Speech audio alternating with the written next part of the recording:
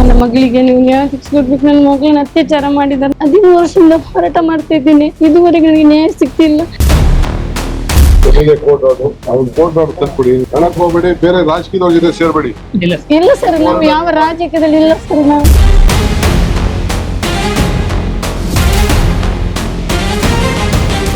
ಸ್ನೇಹಿತರೆ ನಮಸ್ಕಾರ, ಅನ್ವೇಷಣೆಗೆ ಸ್ವಾಗತ.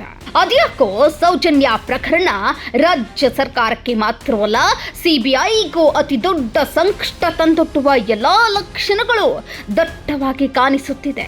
ಇದರ ಜೊತೆಗೆ ಸೌಜನ್ಯ ಅತ್ಯಾಚಾರಿಗಳಿಗೆ ಕಾನೂನುಬದ್ಧವಾಗಿ ಹೆಡೆಮುರಿ ಕಟ್ಟೋಕೆ ಒಂದೊಂದೇ ದಾರಿಗಳು ತನ್ನಷ್ಟಕ್ಕೆ ತಾನೇ ತೆರೆದುಕೊಳ್ಳುತ್ತಿರೋದು ಸದ್ಯ ನಡೆದಿರುವ ಬೆಳವಣಿಗೆಯಿಂದ ಸ್ಪಷ್ಟವಾಗ್ತಿದೆ. ಇಷ್ಟು ಮಾತ್ರವಲ್ಲ, ಸೌಜನ್ಯ ಪ್ರಕರಣದಲ್ಲಿ ಗಾಢ ನಿದ್ರೆಗೆ ಜಾರಿರುವ ಪ್ರಭಾವಿ ರಾಜಕಾರಣಿಗಳು ಕೂಡ ಒಬ್ಬೊಬ್ಬರಾಗಿಯೇ ಬೆತ್ತಲಾಗುತ್ತಿದ್ದಾರೆ. ಈ ಬಗ್ಗೆ ಕಂಪ್ಲೀಟ್ ವಿವರ ನೋಡೋಕ್ಕೂ ಮುನ್ನ ನಮ್ಮ ಚಾನಲ್ಗೆ ಸಬ್ಸ್ಕ್ರೈಬ್ ಆಗಿ, ನೋಟಿಫಿಕೇಶನ್ಗಾಗಿ ಬೆಲ್ ಐಕಾನ್ ಕ್ಲಿಕ್ ಮಾಡೋದು ಮರಿಬೇಡಿ. ಹಾಗೆಯೇ ಫೇಸ್ಬುಕ್ನಲ್ಲಿ ಅನ್ವೇಷಣೆ ಪೇಜನ್ನ ಲೈಕ್ ಆ್ಯಂಡ್ ಫಾಲೋ ಕೂಡ ಮಾಡೋದು ಮರಿಬೇಡಿ.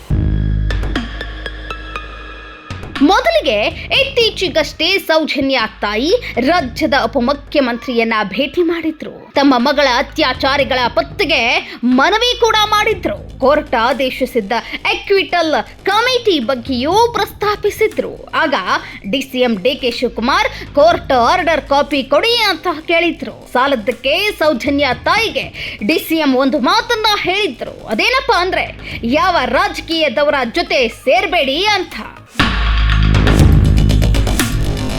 ಸ್ನೇಹಿತರೆ, ಡಿಸಿಎಂ ಡಿಕೆ ಶಿವಕುಮಾರ್ಗೆ ಸೌಜನ್ಯಗಾದಂತಹ ಅನ್ಯಾಯದ ಬಗ್ಗೆ ನಿಜಕ್ಕೂ ಏನೂ ಗೊತ್ತಿಲ್ಲ.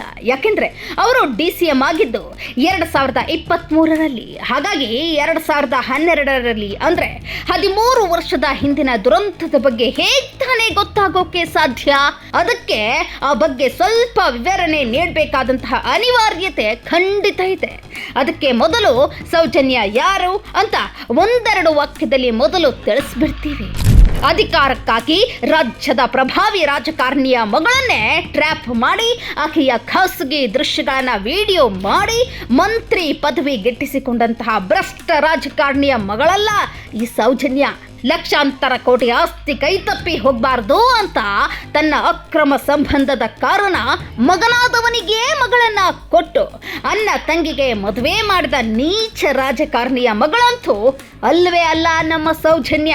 ಪಾಪ ಸೀತಾ ಮಹಾಲಕ್ಷ್ಮಿ ಅಂತಹ ಸಭ್ಯ ಸಮಾಜದ ಮಹಿಳೆಯನ್ನ 2ನೇ ಮದುವೆ ಆಗ್ತೀನಿ ಅಂತ ನಂಬಿಸಿ ಗರ್ಭಿಣಿ ಮಾಡಿ ಆಕೆಯನ್ನ ಮದುವೆ ಆಗದಂತೆ ಕೈಬಿಟ್ಟು ಕೊನೆಗೆ ಆ ಮಹಿಳೆ ವಿಷ ಕುಡಿದು ಆಸ್ಪತ್ರೆ ಸೇರಿದಾಗ ಯಾರಿಗೋ ಗೊತ್ತಾಗದಂತೆ ತನ್ನ ಆಪ್ತ ಹಾಸ್ಯ ಕಲಾವಿದನಿಗೆ ಹೇಳಿ ಆ ಪ್ರಕರಣವನ್ನ ಮುಚ್ಚಿ ಹಾಕಿದ ನಿಜಾತಿ ನೀಚ ರಾಜಕಾರಣಿಯ ಮಗಳಂತೂ ಅಲ್ಲ ಸ್ವಾಮಿ, ನಮ್ಮ ಈ ಸೌಜನ್ಯ ಹಣಕ್ಕಾಗಿ ಅಧಿಕಾರಕ್ಕಾಗಿ ಹನಿ ಟ್ರ್ಯಾಪ್ ಗ್ಯಾಂಗ್ ಅನ್ನೇ ಸಾಕುತ್ತಿರೋ ರಾಜಕೀಯ ಕುತಂತ್ರಿಯ ಕುಟುಂಬದಲ್ಲಿ ಜನಿಸಿದವಳಲ್ಲ ಸೌಜನ್ಯ.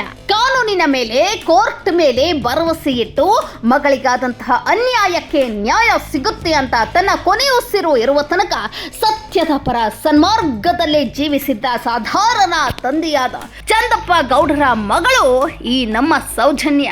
ಭ್ರಷ್ಟರು, ನೀಚರು, ಕುತಂತ್ರಿಗಳು ಹಣ ಅಧಿಕಾರಕ್ಕಾಗಿ ಏನ್ ಮಾಡೋಕ್ಕೂ ಹಿಂದೇಟು ಹಾಕದಂತಹ ಎಷ್ಟೋ ಭ್ರಷ್ಟ ರಾಜಕಾರಣಿಗಳ ಮಧ್ಯೆ ಪಾಪ ಮಗಳಿಗಾದ ಘೋರ ಅನ್ಯಾಯಕ್ಕೆ ಬದುಕಿದಷ್ಟು ದಿನ ಕೊರಗಿ ಕೊನೆಗೆ ಅದೇ ನೋವಿನಲ್ಲಿ ಪ್ರಾಣ ಬಿಟ್ಟ ಒಬ್ಬ ಶ್ರೀ ಸಾಮಾನ್ಯ ತಂದೆಯ ಮುದ್ದಿನ ಸಂಸ್ಕಾರವಂತ ಹೆಣ್ಣು ಮಗಳು ಕಣ್ರಪ್ಪ ನಮ್ಮ ಈ ಸೌಜನ್ಯ.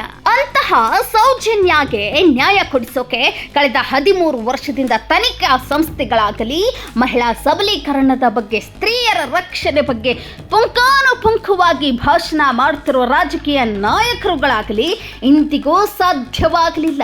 ಅಂದ್ರೆ ಇದಕ್ಕಿಂತ ದುರಂತ ಈ ರಾಜ್ಯದಲ್ಲಿ ಮತ್ತೊಂದಿಲ್ಲ ಸ್ವಾಮಿ.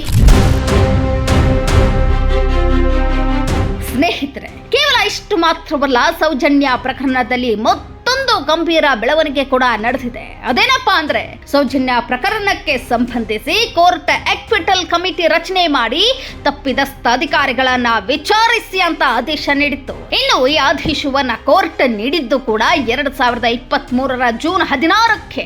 ಆದ್ರೆ ಆ ಆದೇಶದಂತೆ ಆ ಕಮಿಟಿಯ ರಿವ್ಯೂ ಮೀಟಿಂಗ್ ಅನ್ನ 2024 ಡಿಸೆಂಬರ್ 30ರಂದು ನಡೆದಿತ್ತು. ಆ ಮೀಟಿಂಗ್ ನಲ್ಲಿ ರಾಜ್ಯದ ಉನ್ನತ ಮಟ್ಟದ ಪೊಲೀಸ್ ಅಧಿಕಾರಿಗಳು ಭಾಗಿಯಾಗಿದ್ರು. ಇನ್ನು ಆ ರಿವ್ಯೂ ಮೀಟಿಂಗ್ ನ ಅಂತಿಮ ನಿರ್ಧಾರ 4 ದಿನದಲ್ಲಿ ಹೊರಬಿತ್ತು.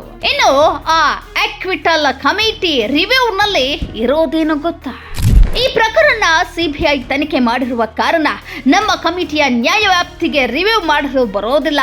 ಒಂದು ವೇಳೆ ಅಧಿಕಾರಿಗಳ ವಿರುದ್ಧ ಕ್ರಮಕ್ಕೆ ಸಿಬಿಐ ಶಿಫಾರಸು ಮಾಡಿದರೆ ಆಗ ಅದಕ್ಕೆ ಸಂಬಂಧಿಸಿ ನಮ್ಮ ಕಮಿಟಿ ಮುಂದಿನ ಕ್ರಮ ತೆಗೆದುಕೊಳ್ಳಲಾಗುವುದು ಎನ್ನುವ ವಿಚಾರ 2025 ಜನವರಿ 2ರಂದೇ ಅಕ್ವಿಟಲ್ ಕಮಿಟಿಯಲ್ಲಿ ಸ್ಪಷ್ಟವಾಗಿ ಉಲ್ಲೇಖಿಸಲಾಗಿದೆ.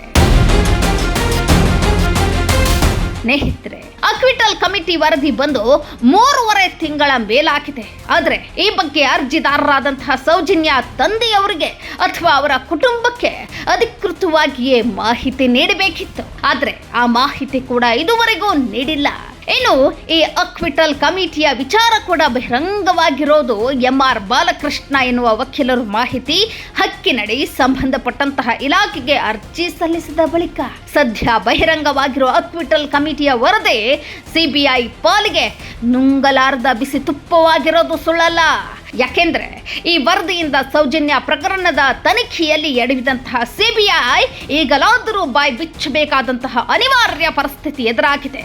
ಒಂದು ವೇಳೆ ಬಾಯಿ ಬಿಚ್ಚದೆ ಸುಮ್ಮನಿದ್ರೆ ಆಗಲೂ ಸಿಬಿಐಗೆ ಕಾನೂನು ಸಂಕಷ್ಟ ಎದುರಾಗುತ್ತೆ.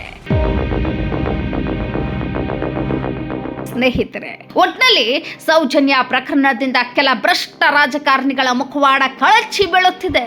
ಅದರ ಜೊತೆಗೆ ಅತ್ಯಾಚಾರಿಗಳ ನಿಜ ಬಣ್ಣವನ್ನ ಕಾನೂನಿನ ಚೌಕಟ್ಟಿನಲ್ಲೇ ಬಯಲಾಗೋಕೋ ಸಮಯ ಕೂಡ ಸಮೀಪಿಸುತ್ತಿದೆ. ಒಂದೇ ಮಾತಿನಲ್ಲಿ ಹೇಳಬೇಕಾದ್ರೆ ಈ ಕಾನೂನಿನ ಹೋರಾಟದಲ್ಲಿ ಸೌಜನ್ಯಾಳಿಗೆ ನ್ಯಾಯ ಸಿಗೋದು ತಡವಾಗಬಹುದೇನೋ, ಆದರೆ ನ್ಯಾಯ ಮಾತ್ರ ಸಿಕ್ಕೇ ಸಿಗುತ್ತೆ ಎನ್ನುವಂತಹ ಬಲವಾದ ವಿಶ್ವಾಸ ಈ ಅಕ್ವಿಟಲ್ ಕಮಿಟಿ ವರದಿಯಿಂದ ಮೂಡಿರೋದು 100ಕ್ಕೆ 100 ಸತ್ಯ.